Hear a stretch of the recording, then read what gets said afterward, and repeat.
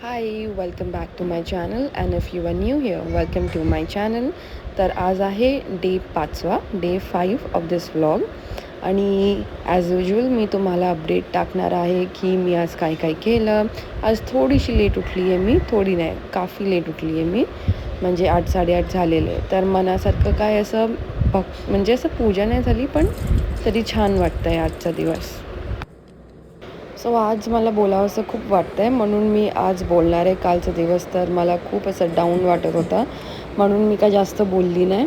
आणि आज आपण कृष्णाला घालणार आहोत पर्पल. मस्त मस्त टिक्का लावलेला आहे आता. आणि मला यांची ना ती पगडी किंवा हॅट काहीही बोलतात, मला खूप आवडते ती.